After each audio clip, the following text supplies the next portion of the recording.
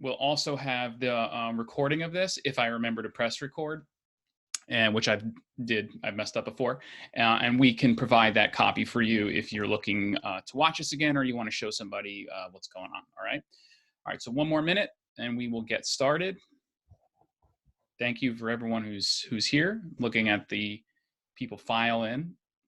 The overplayed joke is there's plenty of room down front, so please come down and take your seat in the virtual world. I hope everybody's doing well virtually. I hope everyone's staying safe and healthy out there. This is a crazy, wacky time, but one of the things that has allowed us to do is to do more of these, do more webinars, get out more virtually, and provide just some insight and some things that we think are of value. And that is something, this presentation is something that I really believe to be one of the biggest values you can provide your business and a client, for those in the business of service marketing, servicing clients. And so I'm excited to present this topic today. So it's around 8:02. I think I'm going to get started. So first, let me again thank you all for joining me, and welcome to this webinar. The webinar is using paid advertising to assess consumer behavior, and we're going to talk about this today. And what I would like to do is, here are the topics that I would like to do and get to today. So we're going to talk a little bit about consumer choice. We're going to talk about a little bit about the psychology of that choice. We're going to talk about how behavior informs the choice. So basically what I'm doing now is I'm sort of framing why you need to understand the consumer behavior, right? What is this data going to do? Okay, we're going to then look at how you access consumer behavior digitally, and that's really the topic, right? The meat of this sort of presentation. How we set that up at a campaign level, and then how do you use the data, right? So these are the high-level topics that we're going to talk about. And my goal for today, I was taught this a while ago in grad school. People should leave a presentation with at least one thing that they remembered, right? You don't need to give them a million things. And the one thing I really want you to take away from this is I want you to leave today with a different take on the utility of paid advertising. I want to try to make everyone understand that there is a goal, there is a major piece of paid advertising that I think is under leveraged and utilized, and that is the data that lives out in the digital space. People think paid advertising should be to drive leads, which is great, obviously, but if that's the only thing you're doing, you're leaving a lot on the table. So today, if nothing else, I want you to think about paid in a little bit of a different light and share that with your colleagues, or call us at Over It and talk to us, and we can help you figure it out for your business. So it's nice to meet you. My name is Chris Fasano. I'm a senior marketing strategist at Over It, a digital marketing director. I am a neuroscientist by training, have a PhD in neuroscience, and 10 years experience in marketing and running businesses. A lot of people will ask me, why marketing? How did you go from neuroscience to marketing? And my answer is it's a fairly, linear path, right? So in neuroscience, I spent a lot of my time trying to understand choice. What happens in the brain when you are posed with a choice? And this happens throughout our entire life as a choice. So understanding what goes on is something that I was really interested in, and went and studied more in grad school, et cetera. And so choice is the foundation of consumer products, right? Everybody chooses something. So it was a natural progression for me to use the knowledge of the brain and consumer and choice and put that into marketing. And it's really, provided me with sort of a unique take on marketing. And now in the world of digital, with so much data, it's been a really nice marriage. Okay. So I spent my career trying to understand choice. I continue to do that. Our philosophy at Over It is we strategize, we test, we acquire the data, we optimize, and we convert. And my approach, putting a strong focus on data and analytics and business insight visualizations, right? So we get all of the data, we acquire it, and we put it up in a really nice, beautiful canvas, like a dashboard, and it allows us to infer conclusions, infer behavior in a really, really unique way. And it also lets our clients see it as well. Okay, so this is a little bit about me. Nice to meet you, and thank you for joining us. Okay, so let's start. We're going to talk about choice, and we're going to introduce the topic of the psychology behind choice. And I show this diagram here. Every single day, we make numerous choices and decisions. all of the time. All of you right now sitting in this webinar have made the choice that you wanted to come to this webinar. You made a choice to sign up for this webinar. You made a choice to open up the reminder email when you got a reminder about it. You made a choice then to come here this morning. You made a choice to make coffee, or you didn't, and you're regretting that choice if you didn't right now. And you're making a choice right now whether or not you're going to stay and keep listening to me or go on to the next slide. Everything we do has a choice in underlying it, right? And the majority of the decisions that we make are made without a conscious consideration, which is an incredible thing. We're making decisions all the time and we're not actively thinking about it. We're making them subconsciously, okay? Now, there is a huge area of study in this, and the way people tend to choose is what they call in the hierarchical list of needs, right? We tend to choose things that are based on survival first, safety, and then self-image. So I'm going to make a choice that's going to keep me alive, it's going to keep me safe, and it's going to make me look a certain way amongst the other humans around. That is sort of the checkbox. And this is this is going to correlate and relate to consumer behavior in a second. I'm going to extrapolate that out, and then we're going to go into how we do the data, right? Now, because choices are binary, right? You choose between one or the other. Choices can be influenced and manipulated, if you will, okay? You can, if you truly understand, and this is the final point, if you understand the person making the choice and what the choice is, then that choice can be influenced. And in marketing, that's really what you're doing. You are trying to influence a choice. It's not devious. There are a lot of choices out there, and your product, your service is the one that you want them to choose. So how do you do that? How do we influence choice, especially if most of the choices are subconscious and people aren't actually thinking? That's the real challenge, right? So how do we do that? So again, you really have to understand the data, the person making the choice, and what that choice is, okay? I wanted to put this up because I think this is really fascinating. I think it should be where all brands and all marketing, all companies go. This is a classic case of subconscious choice and how marketing and how your brand can really leverage this, right? So this is the classic Coke Pepsi experiment. This was done back in the 70s, where they blindfolded participants and they had them taste Pepsi Coke, and they didn't know what they were doing. They drank and they scored it, right? And they scored it purely on flavor and taste. When they did that and they took the blindfolds off and they tallied the votes, Pepsi by far had the significant share of the data. Pepsi was by far the best tasting cola, and Pepsi was the best. But interestingly, that conflicted with the market share, where Coca-Cola has significant market share. More people prefer Coca-Cola, more people drink Coca-Cola, more people buy Coca-Cola. So if they don't buy it because it tastes better, then why are they buying it, right? So they redid the experiment and they took the blindfolds off. And now when they went to drink the cola, the can was right behind it. So now when they sat down, their brain saw that red can and the brain started firing, and they took a sip. And now all of a sudden, Coca-Cola was the best tasting cola, right? Even people that said Pepsi was before, because they can see who had the first set of answers, now chose Coca-Cola. Nothing changed. The only thing changed was the brand.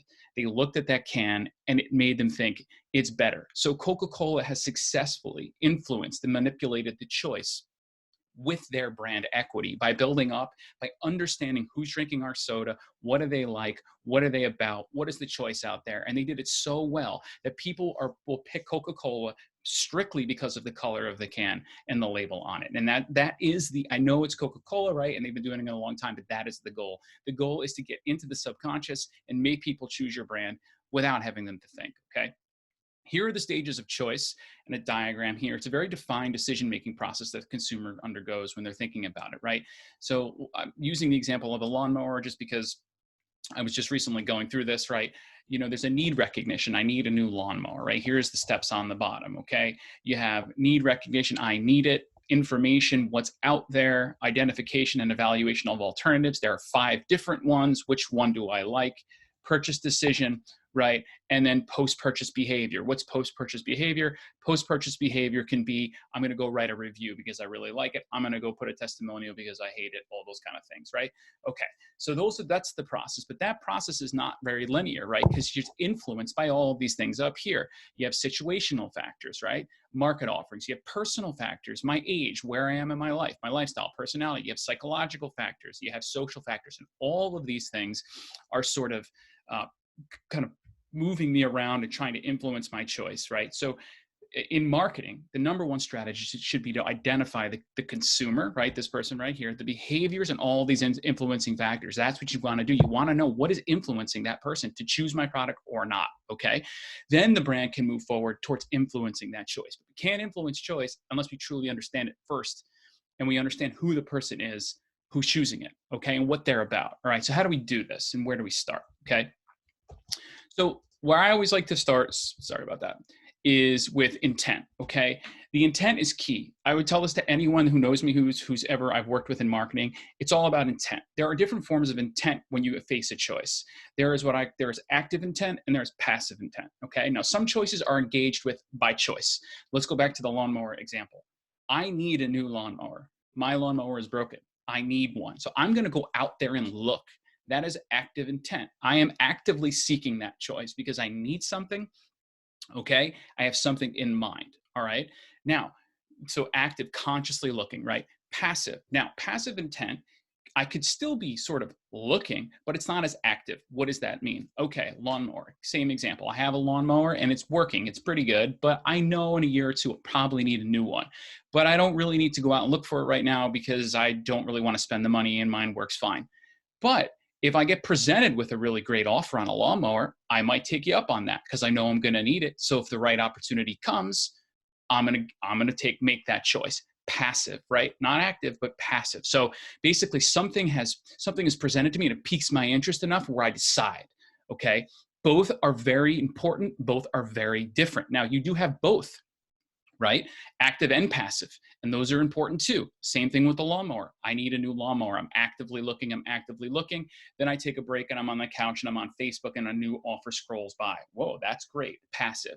So you can capture people on both active and passive. And the beauty of it is different advertising mediums speak to the different intents. All your search, Google search, Bing, Amazon, all those are active. You're going to go type in, enter, right? And passive. Facebook, LinkedIn, things that's scrolling by, I see it and I click through, okay? So intent is different, is important, and you have to know what the intent of your consumer is. If you don't know that, then you're just gonna be throwing a bunch of dollars into mediums that actually make no sense. Because if someone is not actively looking, your consumer, the majority, and you're throwing a ton of money into active mediums, you're never gonna find them and you're never gonna capture that demand, okay? So the first part of understanding the behaviors, understanding the intent.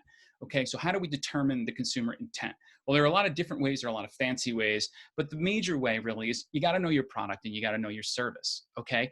Lawnmowers, again, back to this lawnmower example. If you're selling a lawnmower, you know that in the springtime, if you're up here in the Northeast, in the springtime and summertime, those are gonna be your most active times, right? Warm weather coming around, people are typing in, they're looking, okay?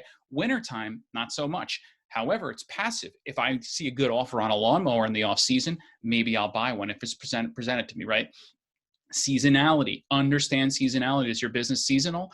And if it is, then you can sort of capture active and passive intent. You know, we do a lot of work, pest control companies and home services, they have a very seasonal business. So you have to understand how those active intents play within the season, okay? Are there micro moments in the consumer journey? Micro moments, what is a micro moment? You're walking down the street and you want ice cream in the summer and you say, man, I really want ice cream. So you go to your phone and you type in ice cream near me.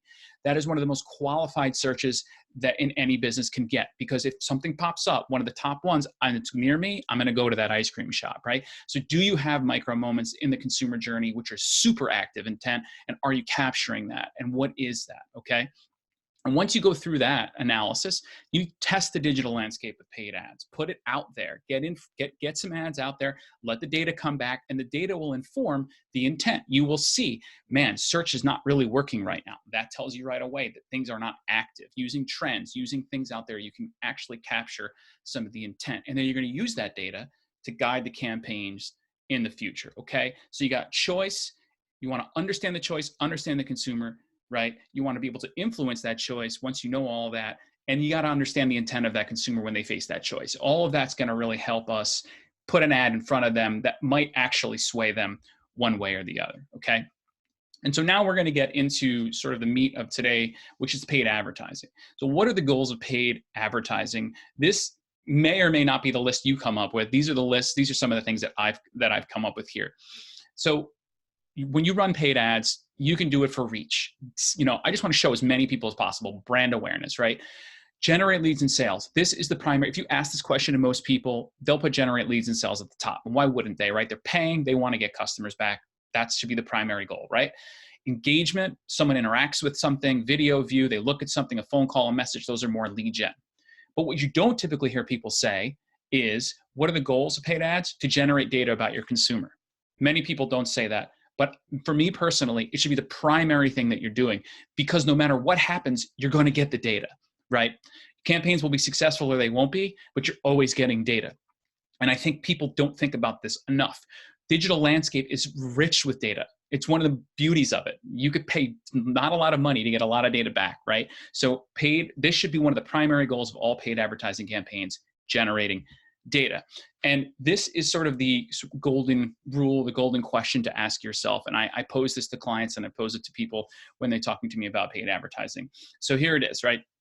If I get no leads, no sales, no engagement, no views, no messages, or no calls from the money I spent on my paid advertising campaign, what did I get? The answer can never be nothing. I can never go back to a client who spent $1,000 on a paid campaign and they got no conversions, they got nothing. I can never go back and say, sorry, it didn't work out, you got nothing. Because number one, that's wrong. Number two, it's never true, okay? If you're paying for an ad, you got to receive something for that money, and it's data that you get back, if nothing else, right? But there's a key but. To get the data that's meaningful, you have to think about it ahead of time, okay? You got to think about what kind of data you want to get back and how are you going to capture it, right? Because just putting it out there and getting some data back and Google Analytics and looking at things, that's great. But there's another level to the data, and that requires thought first. And so what we do is we sort of what we call set traps along the websites and digital landscape, and we let the consumers trip them. So they're going to trip these traps. So I call them behavioral antenna. I think Lisa's on this call, someone I work with, and she still makes fun of me for that, but I'm going with it. We set these antenna or these traps, and they signal to us about what the consumer's doing, and the consumer doesn't even know that they're doing it. Okay, they're tripping these traps and they're sending us data. And that's what we're going to talk about today. And these traps and these signals are going to inform us about what happened, what is the behavior of this person. Not only that, but relative to that campaign, because you got 10 different campaigns going on, different behaviors are happening. So we're going to do it to the campaign level, okay? Get data back. All right, so the first phase of setting this up comes with understanding your funnel. You got to know your sales funnel, and you got to think about your funnel. If you don't have a funnel that's built out properly, please build a funnel out, at least rudimentary funnel. It's really, really important, obviously, for sales, but it's very, very important for marketing. So I put some funnels up here, or inverted triangles really here, and one on the left is more of like a sort of a higher ed funnel, and on the right, more of a general service or product funnel. So on the left, you have some overview requirements, right? So you have, they're looking for information, program requirements, financial aid maybe is a little further down, more course info on the top, right? Then they get to the bottom and they submit a more info form, or they call, okay? That's more mid-bottom funnel, right? Because they're taking an action. And then the final piece is an apply. Someone applies, that is the furthest bottom they can go, okay? Funnel. On the right side, it's more general, right? More info. They're looking at other products. I went on for a lawnmower, but I want to look at some other things, right? Do they have a chainsaw or a hedge trimmer, things like that, right? So now I'm doing research, then I get to pricing, then I get to the reviews, and then I purchase. These are all key phases and sort of indicative of the different behaviors people are doing, and what's going on in that campaign. And it's important you think about this funnel while you're building your traps, while you're building your antenna, if you will, okay? Put your funnel down on paper, look at it, and then we can set it up, all right? So now, we get to the, we have the funnel, we've thought about it, we're saying we're gonna capture data. What do we do? Okay, so the first thing that I do now is I think about the web journey. So what you're looking at here is just a progression of interactions when somebody landed on a landing page. So, you click on an ad, it takes you to a lander. And most of us in marketing, I think, live on a landing page. How do they do there? What did they do? Some people had heat maps. Did they click on that? What did they do? But it's really important to remember that the journey doesn't end on the first interaction. People then, after the lander, go to different places. They keep going. And you can see this web that happens, right? They go to here, and then they go to second, then they go to third, right? So you have to think about the entire journey, because that's really where the data comes from. The data doesn't really come from the landing page. There's very limited things you can get from a landing page. Did they submit a form or did they not?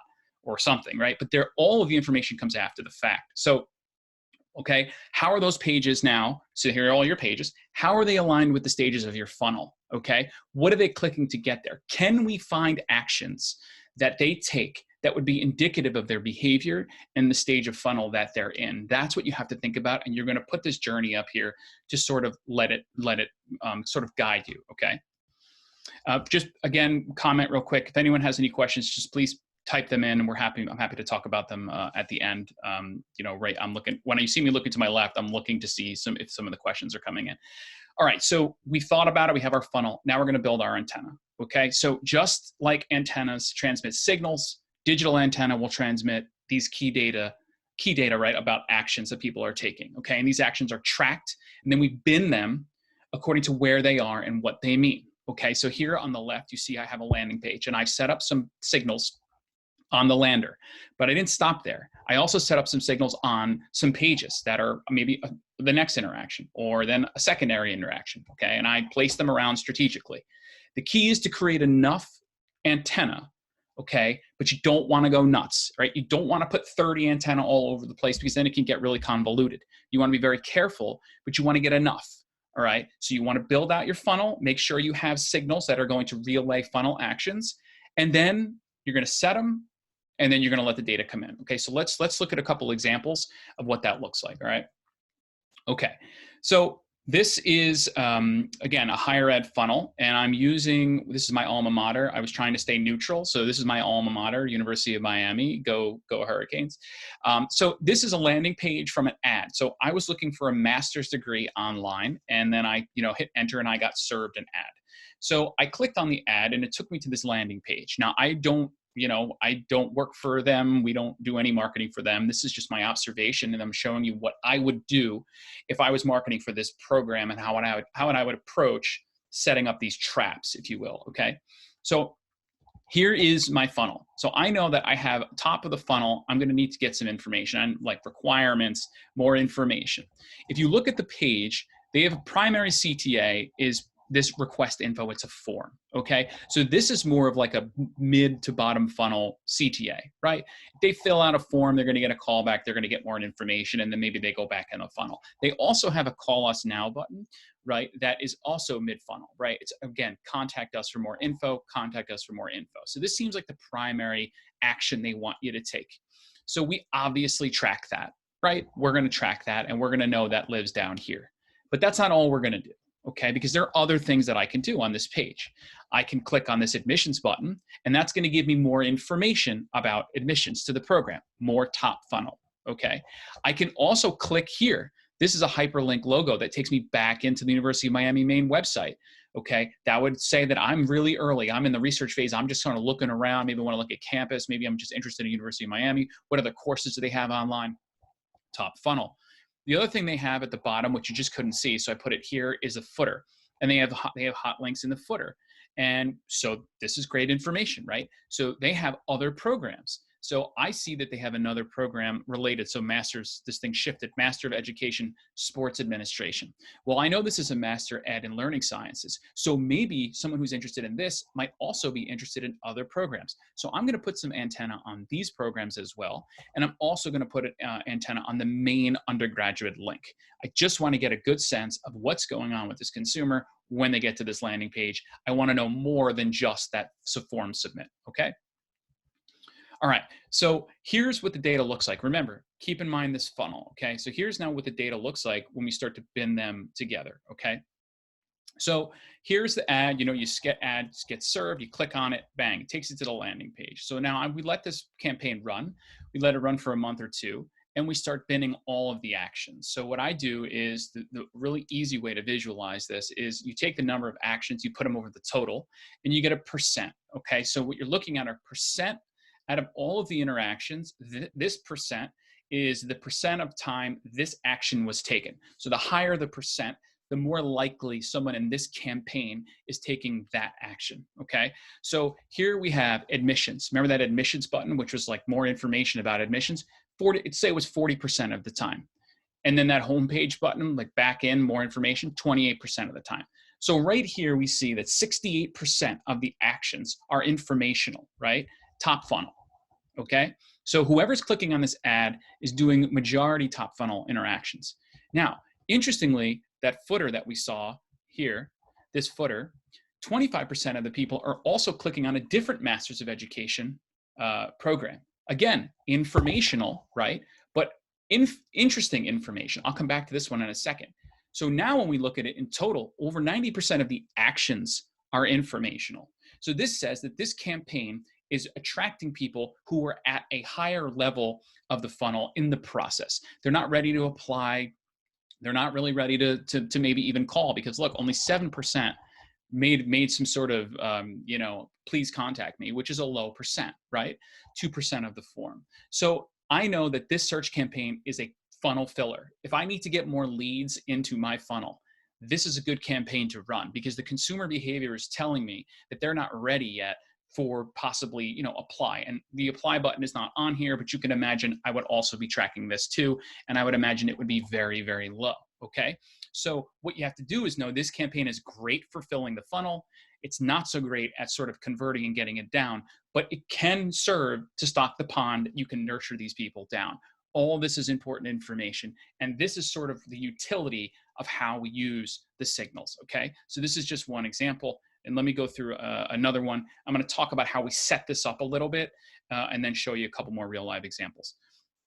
All right, so this webinar or webcast is by no means a technical one. I am not going to go through the technique of how you set this up. If you would like to know more information about this, you can email me or call or contact us at Over It. We're happy to walk you through this and show you how it's done. We use Google Tag Manager to do this. I really urge you, if you're not using Google Tag Manager, to use it, not just for this, but just to deploy your pixels and to do a lot of your tracking. It just makes everything easier. Google Tag Manager, for those that you don't know, is just a program that allows you to deploy pixels and deploy tracking snippets to websites without having to always go back into the back end of the website. So what do we do? Okay, how do we use it? Well, if you look here, I'm on the overit.com/services page, and I want to know what's going on when people click on these little signals here. So all of our little services, in particular the design. So I go into Google Tag Manager, and Google Tag Manager has this sort of click window. And when I click on things, it gives me information about that element. And what you want to do is you need to look for a variable that is unique. So when I click on that, it shows me that there is this URL element that is unique to this button, and it gives a URL. And that's perfect. And that's what we're going to tell Google Tag Manager. When that URL fires, you're going to call that a conversion, and we're going to name that. Okay. So what you then do is you set up a conversion sort of tag, and you say, okay, here's what I want you to do. I want you to trigger a conversion when someone clicks on this element, and the element contains design, because remember, this design piece is unique to this button, where this might say SEO in it, and we would use that for that. So we're going to tell it to fire and call it a conversion when that happens. All right, so that goes. Now, here we go. So now we're done. I set it up. I want to know that it worked. So you go back in and you go what's it called, debug mode. It's just a way you can see it working. You then click on the button here. Boom, I click on it, and it comes up and it fires. See this? It says design service button, click, fired one conversion tracking. So that tells me that it's working, it's firing a conversion. And now in Google Ads, when I look at my conversions, that one's going to be pulled in as a custom conversion. And so I can do everything in Google Ads now. All of my antenna are in place, and you build it out. And that's how we sort of set it up. Okay, a very quick abbreviated version. It's basically using Google Tag Manager, unique element IDs to sort of set your little traps and let people click. Okay, so for the last little bit, we're at 8:30 now. I wanted to keep this to about 35 minutes. I'm going to show you what some of the data looks like. This is some real data that we've acquired, and I want to show you what it means and how you really leverage it. Okay, this is sort of the crux of the whole thing. Okay, so we're back to higher ed, right? And higher ed is an interesting example because there is a whole lot of things going on in higher ed. You typically don't go onto a website and apply for college. It takes a lot of time, and you really need to understand and sort of deconvolute the behaviors. So this is one campaign. There's numerous. Campaign X, and this is in AdWords, and we have Facebook as well. So here's search. And so here are some of the antenna that I have set up. And what I've done is I've binned them up here. So the search campaign here led to 8,338 actions in total. 82% of them were purely informational, right? Program requirements, course buttons. Now, 10% of them, people went to the admissions page. The admissions page doesn't mean apply, but it might mean that they're considering, right? So this, and 2.4% are on hitting the apply button, low. So this tells me that what you have here is a more top funnel behavior with this campaign. Then we go over to Facebook and we notice the first thing off the bat is that there are 75 actions. There are significantly less actions here. But the apply button click is 3 times higher, okay, and 81% informational. So similar levels of informational, but the apply button has gone up. So we have less actions, but we have more of those are bottom funnel actions. So something about Facebook is maybe a little bit more mid to bottom funnel. Now, I don't like 75 actions. It seems low, so we'd have to weigh that cost out. But again, different behavior, and that's what you're learning, right? Finally, here we look at display, which is a remarketing campaign. And you can immediately notice 477 actions, right? Display, passive, intent. 82% drops to 52%, and 20% of them are at the admissions page, double, and 12.4% are now on the apply button, okay? So we're almost 6 times higher here. So in this campaign, this medium is doing the best, and it is sort of showing me that the consumer, when it looks at this, is more likely to take an action, and that would be a bottom funnel action, okay? So what we've done is we've dissected out the campaign, we've looked at the mediums, and we're approaching each medium differently based on the consumer behavior, okay? So, and I'm gonna summarize the data between these campaigns in another 2 slides so you can see it all on one page. I'm just gonna run through it real quick. Okay, same higher ed client, different campaign. So now we have search, video, display. Again, search, mainly informational, none really apply button, okay? That has not changed. Now we have video. Video is new. And we look here and we see that, yes, there is a lot of sort of informational, but now we get a 9% apply, okay? Great, that's awesome. What's going on there? Don't worry about the direct or indirect. 9%, that has gone up. So something about video in this campaign is more bottom funnel, okay? Here we go with display again. Now display last time had a lot of people clicking apply, but in this campaign, it does not apply. What happens is though, look at those visit bar. 40% of the actions taken here are visits, mid funnel, okay? Top funnel, mid funnel, maybe mid to bottom funnel. And then Facebook, bang, 10% again. So Facebook in this campaign, display in the last one, Facebook is driving those bottom funnel actions in this campaign. And that's really important. It just, again, shows you that there's not one stop. You can't just throw all your money in Facebook all of the time. It speaks to the campaign, and it speaks to the consumer consuming the information you're putting out in that campaign. So we're going to talk about demographics, and then I'm going to do the summary, okay? So what you got are now you have all of your bins.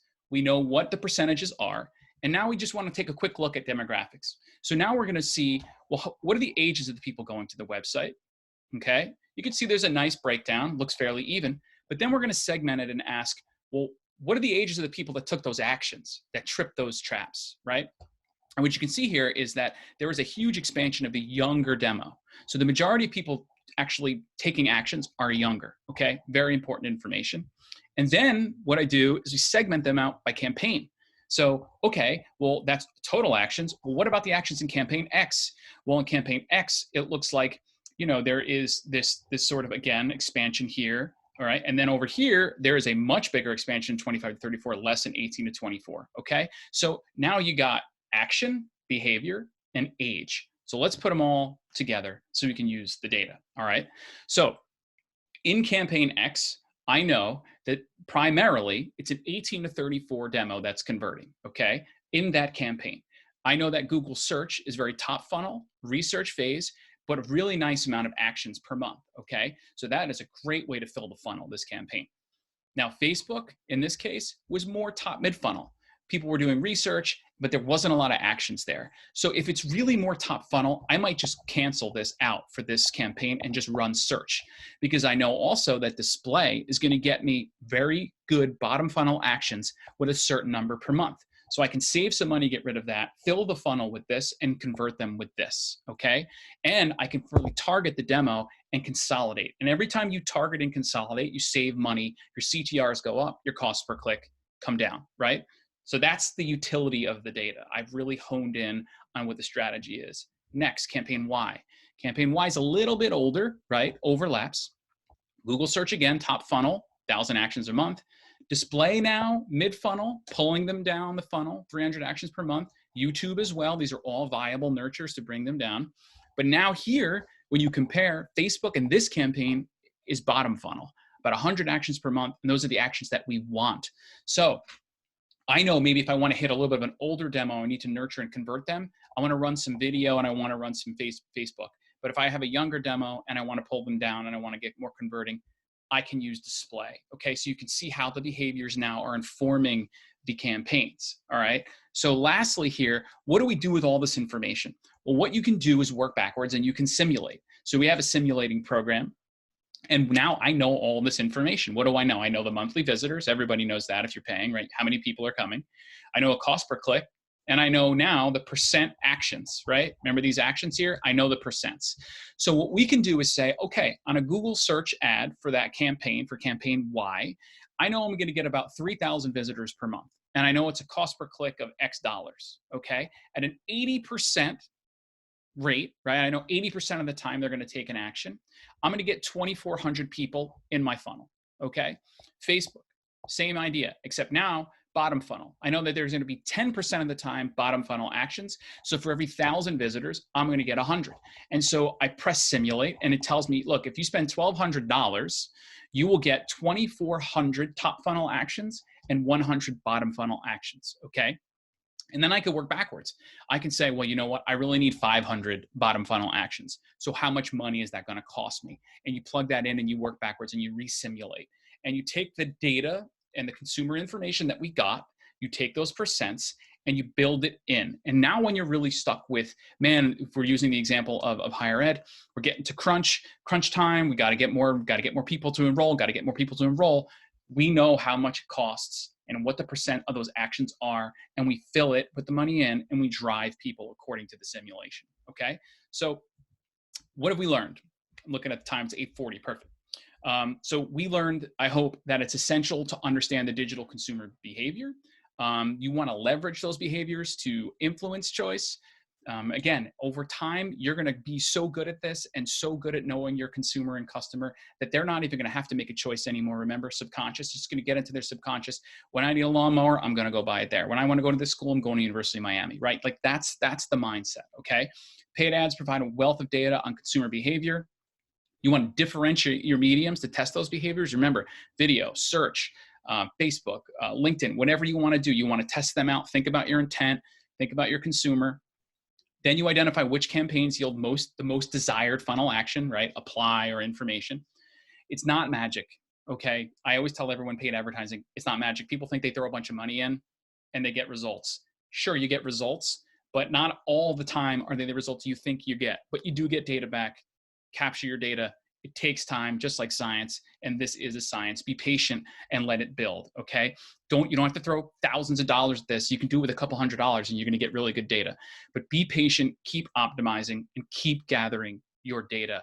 And please shift your mindset from lead gen only and start thinking about what kind of data paid advertising can give you to inform the campaigns and the lead gen down the line, all right? So I wanna thank everybody for coming today.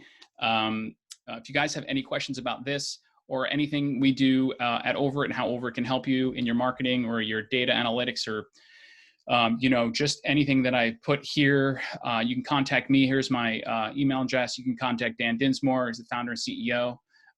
Again, thank you so much for coming. I appreciate it. If anyone has any questions, you can just throw them up. I'll hang out for a little bit. I know that someone asked about heat mapping and they wanted to understand what the difference is. Like, why couldn't you just throw a heat map up?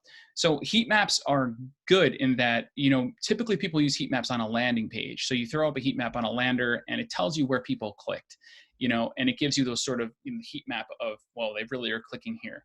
The thing about heat maps that are They don't really allow you to follow them along the way, right? So if I leave if I leave that lander and I go back in and I'm doing things, unless you have heat maps everywhere, all over the place, and putting a heat map on a main page can get really crazy.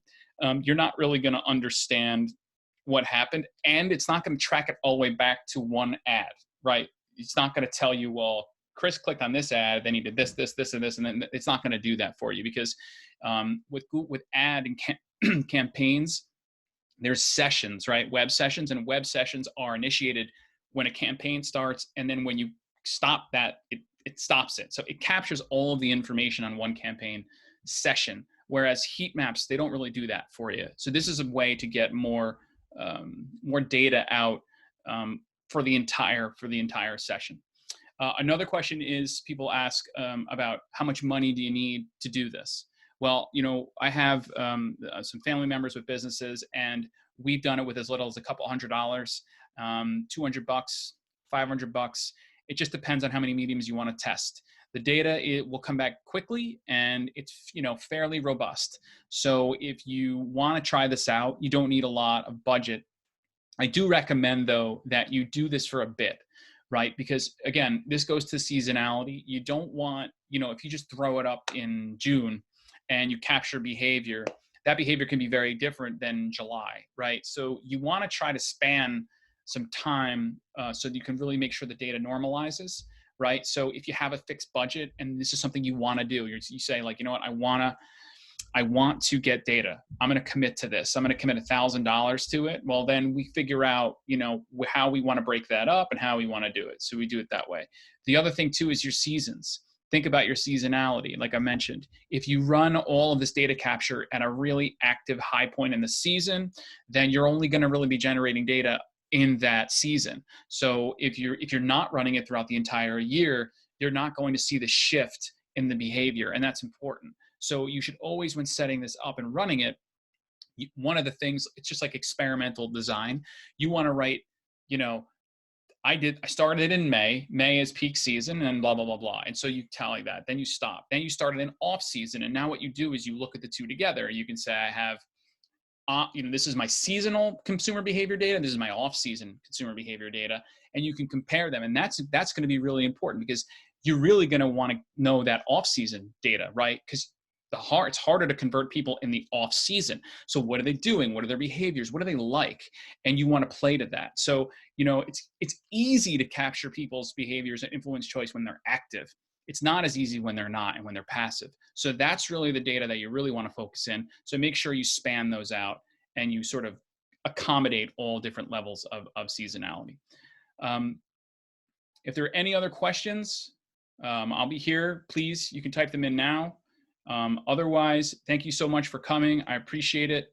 And like I said, if you have any other questions or if we can help you in any other way, please just send an email to me or Dan, and we're happy to work with you guys. Thank you so much for coming, and I hope you learned something. And if you have any ideas on what you might want to see in the future in a webinar from Over It, just let us know. Thanks, everybody. Have a great week. Have a great Tuesday.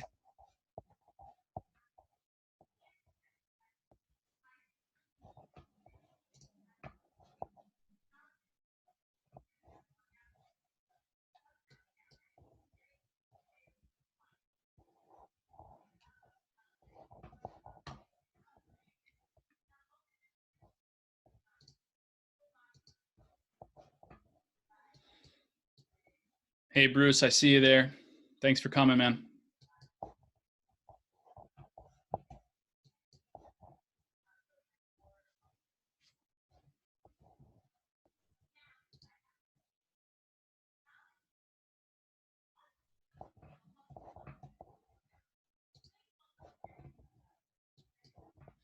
All right, everyone, have a good day.